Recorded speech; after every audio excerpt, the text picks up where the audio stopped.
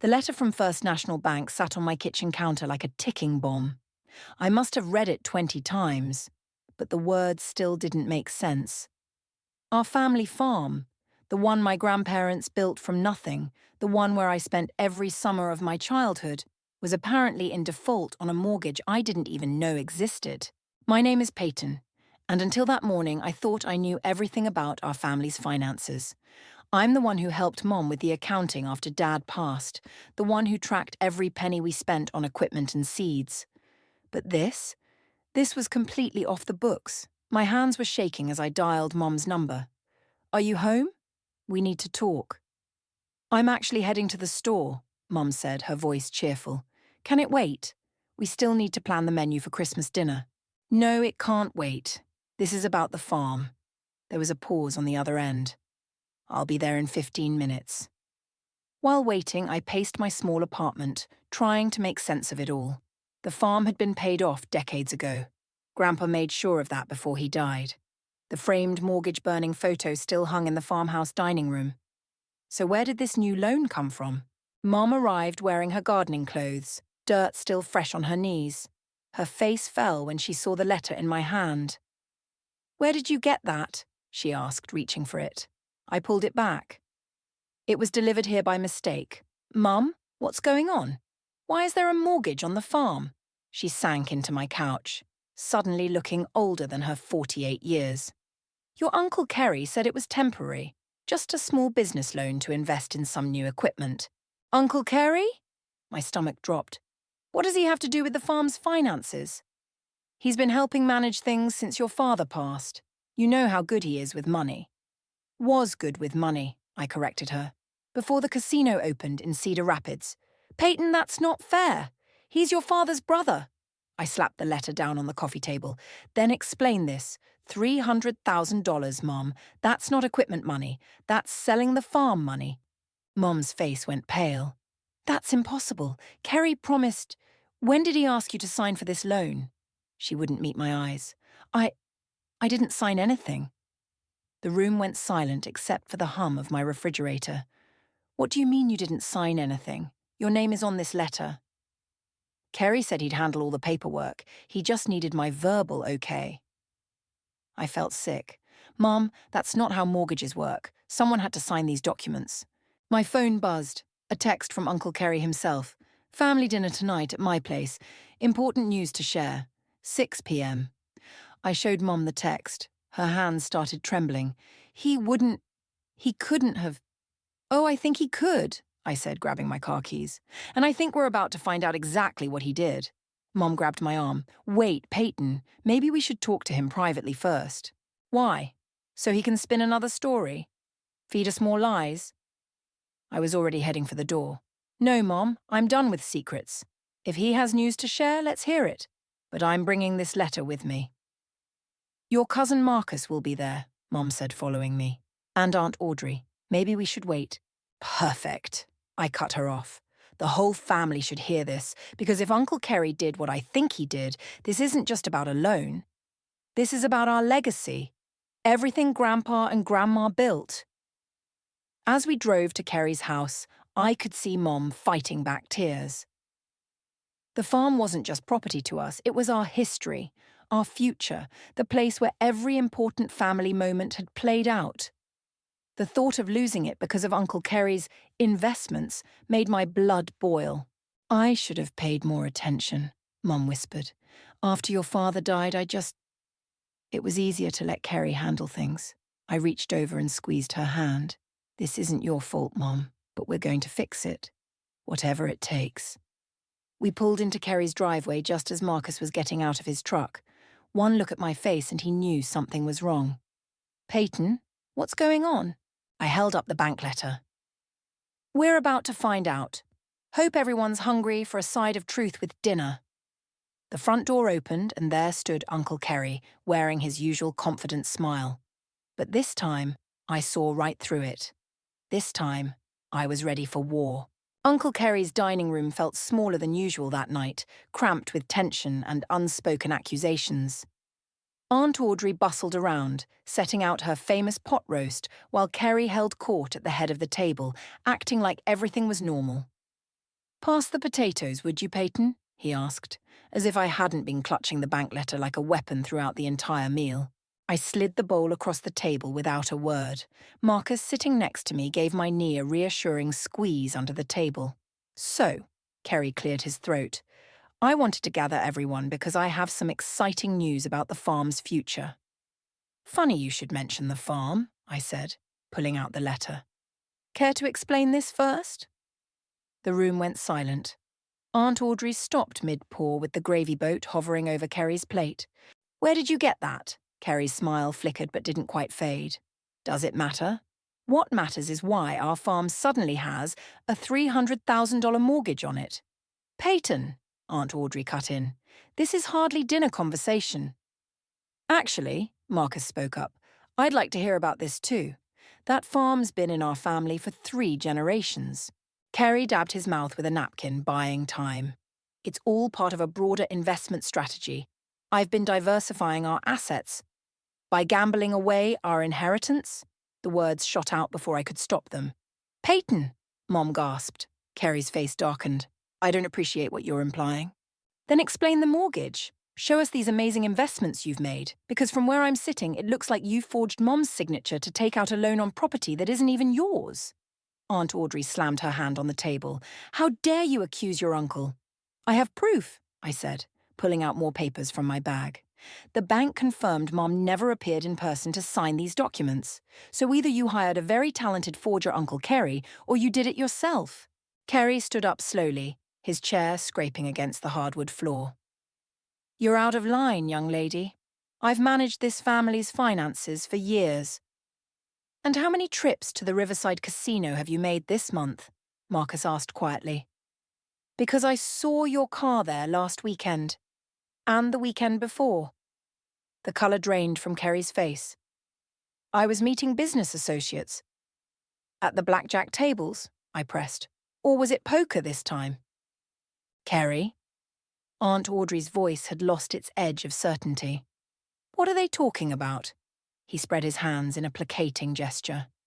Look, I've made some strategic investments that will benefit everyone. The farm's value has been sitting stagnant for years. I found a way to make it work for us. By selling it? I pulled out one final document, a real estate listing I'd discovered online. Were you going to tell everyone before or after you closed the deal? Mum started crying softly. Marcus cursed under his breath. Even Aunt Audrey looked shocked. It's not what you think, Kerry insisted, but his voice had gone hoarse. The buyer is offering well above market value. We could all have a fresh start. That farm is our fresh start, I cut him off. It's our heritage, our home. You had no right. Just then, Kerry's phone buzzed. He glanced at it, and I caught a glimpse of the caller ID. Lucky Seven's management. Excuse me, he muttered, heading for the hallway. I need to take this. Of course you do, I called after him. Another business associate? The conversation from the hallway was muffled but clear enough. Yes, I'll have it by Friday. No need to send anyone. I said I'll handle it. When he returned, his confident facade had crumbled completely. Dinner's over. I think you should all leave. This isn't over, Kerry, I said, gathering my things. Not by a long shot. As we filed out, Mom lingered behind with her brother. I heard her say softly, How could you do this to us? His response chilled me to the bone. You don't understand what's at stake here, Laurel. Some things can't be undone. In the driveway, Marcus grabbed my arm. You know this is just the beginning, right? Kerry won't go down without a fight. Good, I replied, watching my uncle through the window as he paced, still on his phone, because neither will I. Mom emerged from the house, wiping her eyes. What do we do now? I hugged her tight, my mind already racing with plans. Now we dig deeper. Because if there's one thing I learned tonight, it's that Uncle Kerry is hiding way more than just gambling debts. As we drove away, I caught one last glimpse of Kerry in my rearview mirror. He was watching us leave, his phone still pressed to his ear, looking more like a cornered animal than the uncle I once trusted. This was war, and I intended to win. You're not going to believe what I found, Marcus said, spreading papers across my kitchen table the next morning. He'd spent the night digging through county records, and the dark circles under his eyes showed it. "Show me everything," I said, sliding him a cup of coffee. "So the mortgage isn't the only thing Kerry's been hiding. Look at these property transfers." He pointed to a series of documents. "He's been selling off parcels of the farm piece by piece for the last 8 months. My coffee cup froze halfway to my mouth. "That's impossible. We would have noticed." "Not if he kept the original boundaries intact on paper. He's been selling usage rights, mineral rights, anything he could parcel off without changing the official property lines." A knock at the door made us both jump. It was my sister Reese, looking skeptical as ever. "Mom told me you're on some crusade against Uncle Kerry," she said, dropping her purse on the counter. "Don't you think you're overreacting?" I gestured to the papers. "Take a look for yourself." As Reese scanned the documents, her expression shifted from doubt to disbelief. "These signatures, they look like Mom's, but—" "They're forgeries," Marcus confirmed. "Good ones, but definitely fake. Look at the loop on the L. Mom always extends hers." "I still can't believe Uncle Kerry would do this," Reese muttered. "He helped me pay for college." "With whose money?" I asked pointedly. "Because I'm starting to wonder if any of his generosity actually came from him." Marcus pulled out his phone. "That's not all. Remember that business trip he took to Vegas last month? I found these on his social media." The photos showed Kerry at various casino tables, stacks of chips in front of him. In one particularly damning image, he was shaking hands with someone whose jacket clearly showed the Lucky Sevens logo. "I need to check something," I said, heading to my bedroom. I returned with a small box of papers I'd grabbed from Kerry's study during the chaos of last night's dinner. "You stole from his office?" Reese looked horrified. "I borrowed evidence," I corrected her, dumping the contents onto the table. "And look what we have here." Among credit card statements and receipts was a hotel bill from the Lucky Sevens resort and casino. But it wasn't the amount that caught my attention. It was the handwritten note in the margin. "Payment plan discussed with Tony. $50K month until squared." $50,000 a month? Marcus whistled. "That's not gambling money, that's—" "Loan shark territory," I finished. "No wonder he's selling everything that isn't bolted down." Reese sank into a chair. "This is bad, isn't it? Like, really bad?" "It gets worse," Marcus said, pulling up another document on his laptop. "I found the buyer for the farm. It's a shell company owned by— guess who, Lucky Sevens Management Group." My blood ran cold. "They're not buying the farm. They're taking it as payment." Just then, my phone buzzed with a text from Mom. "Kerry's here. Says he can explain everything. Please come over." I showed the message to Marcus and Reese.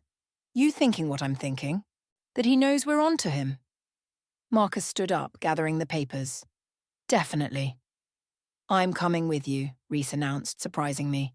"I want to hear him try to talk his way out of this."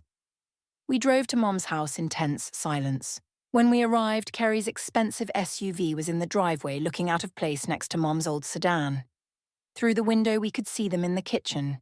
Kerry was gesturing animatedly while Mom sat at the table, her face in her hands. "Ready?" I asked, my hand on the door handle. "Wait," Reese grabbed my arm. "Look."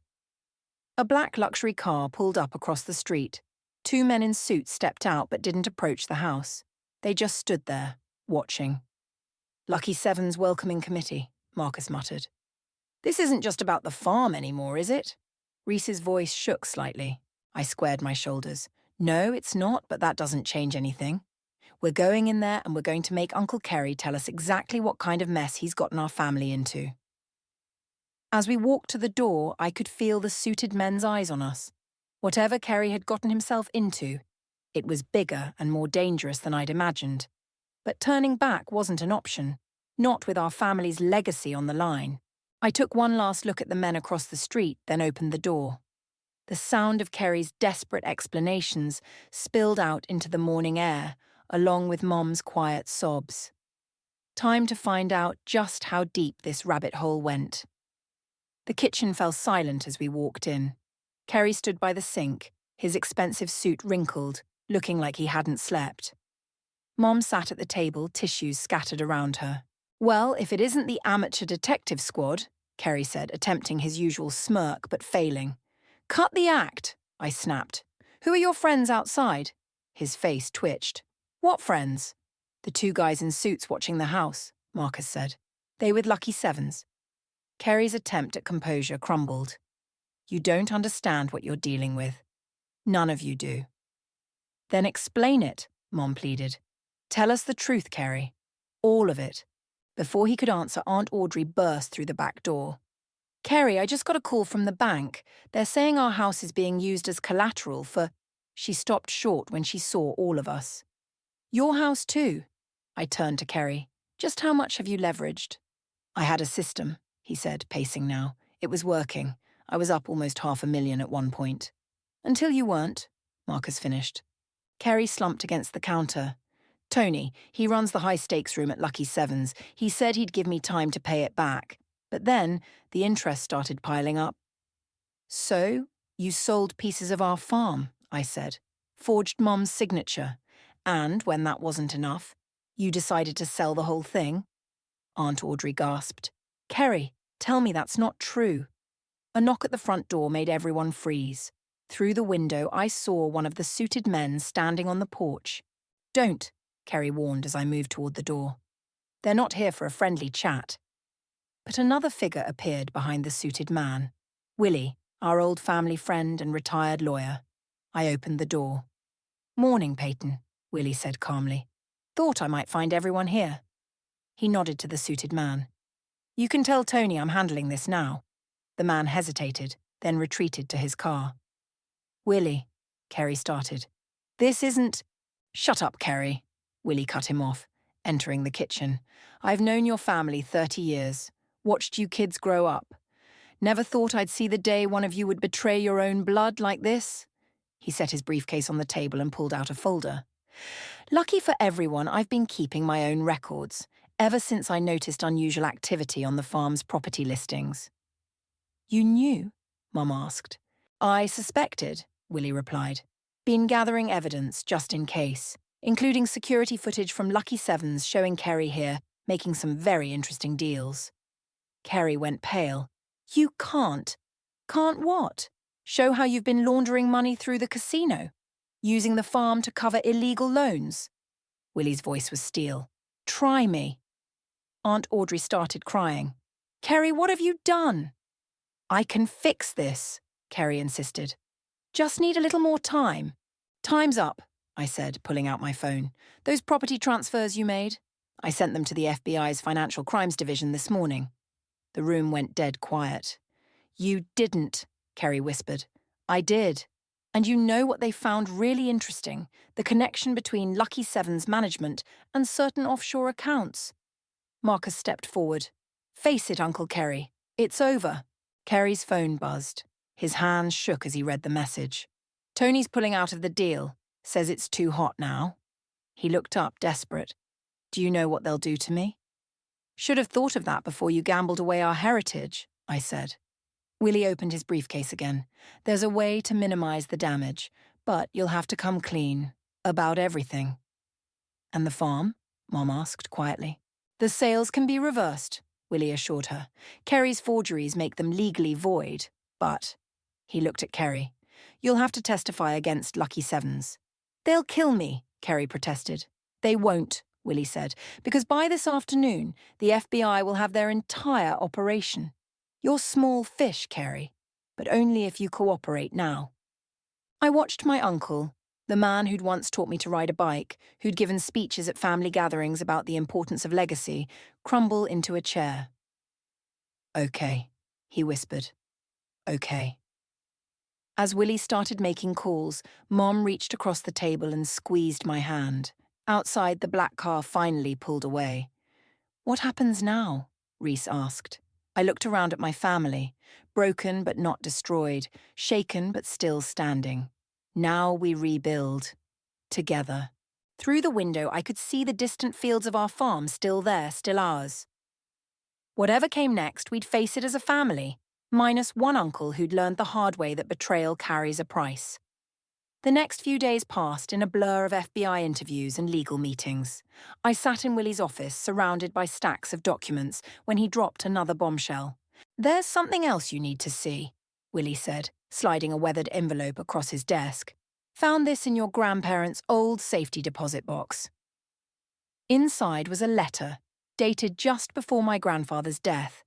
As I read it, my hands started shaking. Is this what I think it is? I asked. Willie nodded. A trust agreement. Your grandfather never fully transferred the farm's ownership to Kerry's generation. He set up a family trust instead. Which means Kerry never had the right to sell it in the first place. I finished. The door opened and Marcus rushed in. You need to see this. Now. He pulled up a video on his phone, security footage from Lucky Sevens showing Kerry in what looked like a back room, shaking hands with several men in suits. Where did you get this? Willie asked, leaning forward. Anonymous email. But look at the timestamp. This was 3 months before Grandpa died. I felt sick. He was planning this even then. It gets worse, Marcus said. Look who else is in the frame. He zoomed in on a familiar face in the background, Aunt Audrey. She knew, I whispered. She knew everything. My phone buzzed. A text from Mom. Audrey's packing up their house. Says they're taking a trip. They're running, Marcus said. Willie was already dialing. Not if I can help it. He spoke quickly into the phone, then turned to us. FBI's on their way to Kerry's house, but we need to get there first. There might be documents they could destroy. We raced to Kerry's place, arriving just as Aunt Audrey was loading suitcases into her car. Going somewhere, I called out. She froze. Just taking a break, after everything that's happened. Save it, Marcus cut in. We saw the video, Audrey, from the casino. Her face hardened. You don't understand. We were trying to save the family. By stealing from it? I stepped closer. By betraying everything Grandpa built? Your grandfather was old-fashioned, she spat. Sitting on all that wealth, letting it rot in those fields. Kerry had vision. Vision? I pulled out the trust agreement. Is that why you helped him plan this before Grandpa even died? The sound of sirens cut through the air. Audrey's eyes went wild. She lunged for her car, but Marcus blocked her path. Move, she screamed. No, he said firmly. No more running. FBI agents swarmed the driveway. Through the chaos, I saw Kerry trying to slip out the back door. He locked eyes with me for a moment, then raised his hands as agents surrounded him. Mrs. Diaz, an agent approached Audrey. We need you to come with us. As they led them both away, Willie arrived with Mom and Reese.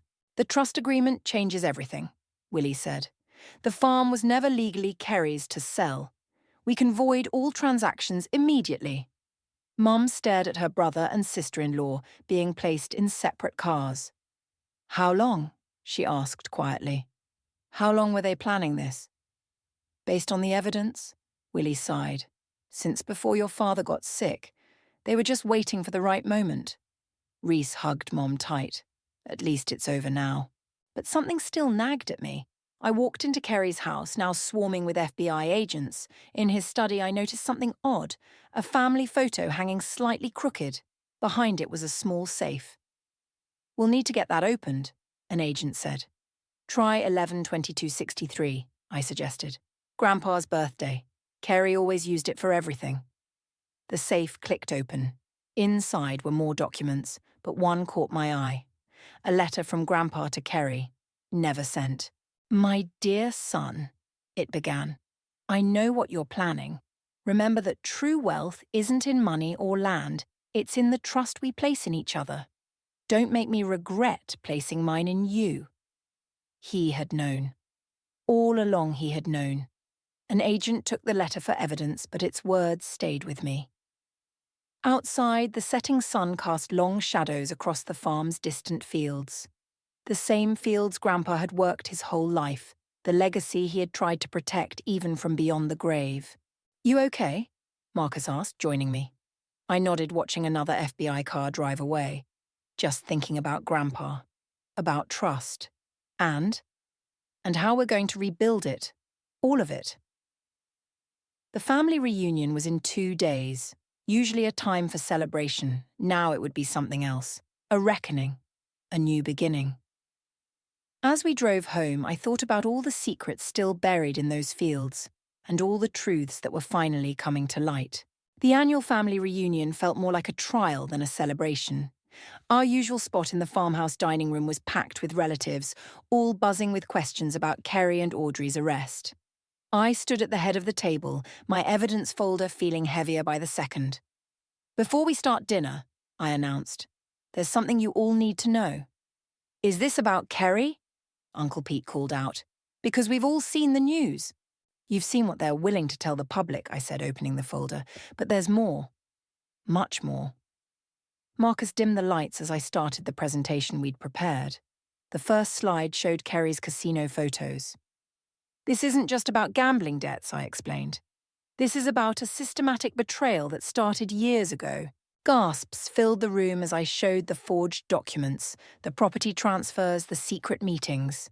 With each revelation, the weight of Kerry's betrayal seemed to press down on everyone. "But why?" Cousin Sarah asked. "We're family." "Greed," Mom said quietly. "Pure and simple." I clicked to the next slide, security footage showing Kerry and Audrey meeting with Lucky Seven's management. "They were planning to turn the farm into a casino resort," I revealed. "That's why they needed full control. They'd been working with Lucky Sevens for years." "That's impossible," Uncle Pete protested. "Kerry loved this place as much as any of us." "Did he?" I pulled out Grandpa's letter. "Because Grandpa didn't think so. Read this." I passed the letter around. Watching their faces as they read Grandpa's warnings about Kerry was like watching their memories of him crumble in real time. "There's more," Marcus added, standing up.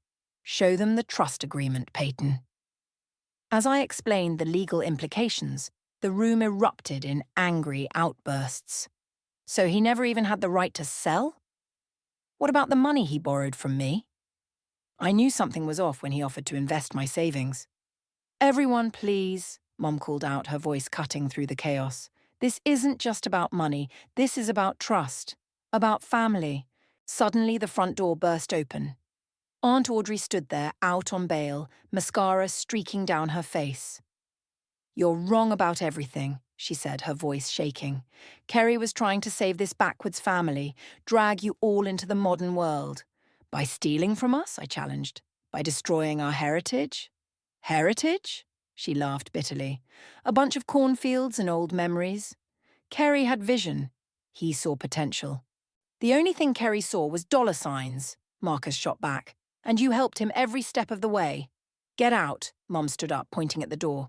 "You're not family anymore." Audrey's face twisted. "Fine, but don't come crying when this precious farm of yours can't pay its bills. Kerry was right. You're all living in the past." "No," I said, pulling out one final document. "We're living in reality. And in reality, the FBI just seized all your assets, including that vacation house in Florida you bought with stolen family money." The colour drained from her face. Without another word, she turned and fled. "There's one more thing," I continued, facing my stunned relatives. "Grandpa's trust agreement doesn't just protect the farm, it sets up a family council to manage it. Every adult member gets a vote on major decisions." "You mean we all get a say?" Cousin Sarah asked. "Exactly. No more single person having total control. We do this together, or not at all." The room was quiet for a moment, then Uncle Pete stood up. "I vote we keep the farm. Rebuild it right this time." One by one, hands raised in agreement. Mum wiped tears from her eyes as the vote became unanimous. "Then it's settled," I said. "But there's work to do. Kerry's deals left us with legal battles ahead. We'll need everyone's help." "You've got it," voices called out from around the table. As the meeting turned to dinner, the mood shifted from anger to determination. Plates were passed, stories were shared, and plans were made. This was what family was supposed to be, not secret deals and betrayals, but open hearts and shared purpose. Later, as everyone helped clean up, Marcus pulled me aside. "Kerry's sentencing is next week," he said quietly. "You ready for that?" I looked around at my family, battered but unbroken, angry but united. More than ready. It's time for justice. Through the window, I could see the farm stretching out under the evening sky. The same view Grandpa must have had when he wrote that letter, knowing what was coming but believing in the strength of family to overcome it. He was right. We were stronger together, and no betrayal could break that bond. The courthouse felt colder than it should have for a summer morning. I sat in the front row between Mom and Marcus, watching Kerry in his orange jumpsuit as the judge prepared to deliver the sentence. Your Honour, Kerry's lawyer stood. My client wishes to address the court. The judge nodded. Proceed, Mr. Diaz. Kerry turned to face us, his face gaunt and aged. I never meant for things to go this far. Objection, the prosecutor interrupted.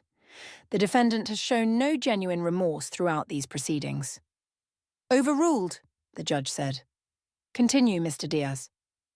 Laurel, Kerry addressed Mom directly, his voice cracking. You're my sister. You have to understand. I thought I could make things better for everyone. Mom stood up, pulling out a worn envelope. May I speak, Your Honour? The judge gestured for her to approach.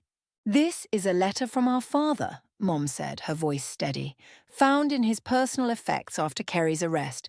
I'd like to read it. Kerry's face went pale as Mom unfolded the paper. My dear children, she began, if you're reading this, then the worst has happened. Kerry, son, I've watched you destroy yourself with greed, watched you plot against your own blood. But worse than the money you've stolen is the trust you've broken. A family's faith in each other is worth more than all the gold in the world. Kerry slumped in his chair as Mom continued. Laurel, my daughter, stay strong. The farm isn't just land, it's the story of our family's struggles and triumphs. And Peyton, Mom's voice caught. My granddaughter, I've watched you grow into someone who understands what really matters. The farm will need your strength in the days to come. The courtroom was silent as Mom finished reading. Even the judge seemed moved. Mr. Diaz, the judge said finally, your crimes aren't just against property. They're against family, against trust, against the very bonds that hold communities together. Kerry nodded weakly. The court sentences you to 8 years in federal prison with the possibility of parole after 5 years. Additionally, you are ordered to pay full restitution to your family. The gavel struck, and Kerry's shoulders sagged. As officers led him away, he turned one last time. Peyton, he called out. I'm sorry, I really am. I met his eyes. So am I, Uncle Kerry. So am I. Outside the courthouse, reporters swarmed us. Willie stepped in, handling their questions, while we made our way to the cars. But one voice cut through the chaos. You think this is over? Aunt Audrey stood at the bottom of the steps. Lucky Sevens doesn't just walk away. They'll find another way. Marcus stepped forward. Actually, they won't. Show her, Peyton. I pulled out my phone, displaying the morning's news headline. Lucky Sevens management indicted in multi-state fraud investigation. Kerry's testimony helped bring down their entire operation, I explained. The only one still standing against us is you, Aunt Audrey. And you're next. Her face contorted. You don't understand what you've done. There are people. Save it for your own trial, Willie interrupted, appearing beside us. Which, by the way, starts next month. As Audrey stormed off, Mum touched the locket around her neck, the one with Grandpa's picture inside. He'd be proud of you, she said softly. All of you. The farm's safe now, Marcus added. Really safe. Reese joined us, holding up her phone. Just got word from the bank. All Kerry's fraudulent transactions have been reversed. The farm's fully back in family trust control. Then, there's just one thing left to do, I said. That evening we gathered at the farm. The whole family came, aunts, uncles, cousins, even old Willie. We stood in the field where Grandpa had first broken ground 60 years ago. Mum pulled out one last surprise, Grandpa's old tin box. Inside was a stack of photos, documents, and a single brass key. He left this for whoever would protect the farm, she explained, holding out the key. Peyton, I think he meant it for you. As I took the key, its weight felt right somehow. Not a burden, but a responsibility. A trust. To family, Marcus raised his glass. To justice, Reese added. To the future, Mum said. I looked out over our land, not just acres and crops, but a legacy of love and determination. Carrie had tried to sell that legacy for cash, but some things, as Grandpa knew, are worth more than money. To truth, I said finally, and to all the stories these fields still have to tell. The sun set over our farm, our home, our heritage.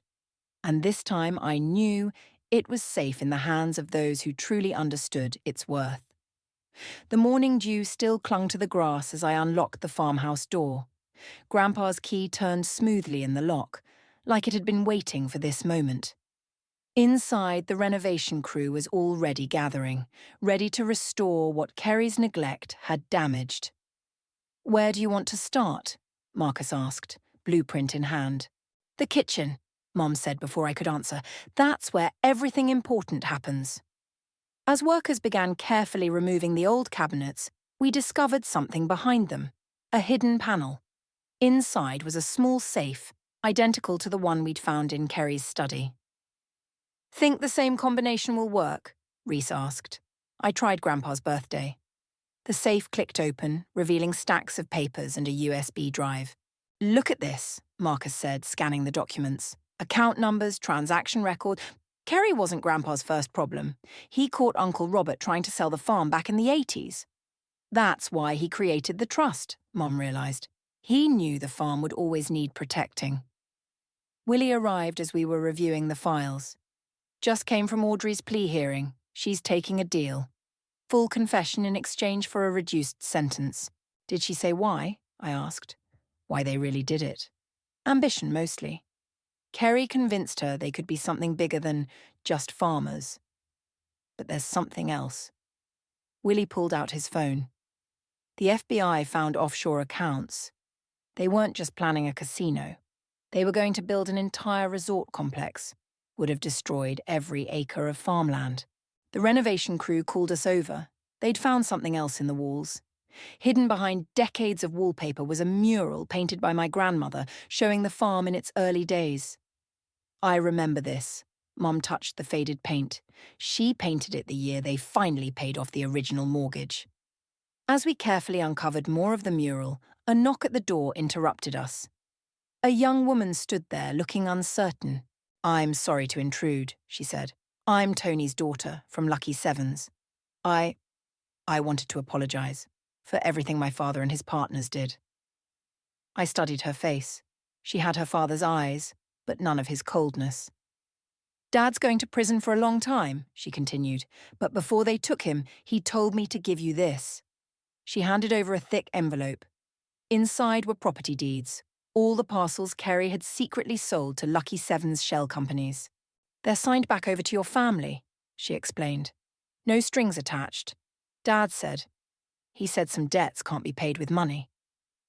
After she left, we stood in silence looking at the deeds. "It's really over," Reese whispered. "No," I said, watching the workers carefully restore Grandma's mural. "It's really beginning." The renovation continued throughout the day. Family members dropped by, each bringing something: old photos, stories, pieces of our history we'd almost lost. Cousin Sarah found Grandma's original recipe box hidden in the pantry. Uncle Pete discovered Grandpa's old ledgers in the barn, documenting every season's plantings. As the sun set, we gathered on the porch, surrounded by the evidence of our family's resilience. The farm stretched out before us, golden in the evening light. "You know what this place needs?" Marcus grinned. "A proper celebration." Mom smiled. "I think I know just the thing." She went inside and returned with Grandma's recipe box. "Who's ready to learn how to make her famous apple pie?" In the kitchen, now half renovated, we worked together, flour flying, laughter echoing off the walls. The recipe wasn't just ingredients. It was a piece of our heritage, preserved and passed down. "To think we almost lost all this," Reese said, crimping the pie crust. "But we didn't," I replied, "because some things can't be bought or sold. Some things can only be earned, protected, and shared." The pie came out perfect, just like Grandma used to make. As we sat around the old kitchen table sharing slices and stories, I felt Grandpa's presence in every bite. "You know what this farm really is?" Mom asked, looking around at all of us. "It's not just land or buildings. It's a promise, from one generation to the next. A promise to remember who we are and what matters most. I touched the key hanging around my neck, not just a piece of metal, but a symbol of that promise. Kerry had tried to break it. Audrey had tried to sell it. But in the end, the promise was stronger than their greed. Outside, the first stars appeared over fields that would always belong to our family. Not because of legal documents or trust agreements, but because we'd fought for them, together. And that, I realized, was the greatest inheritance of all.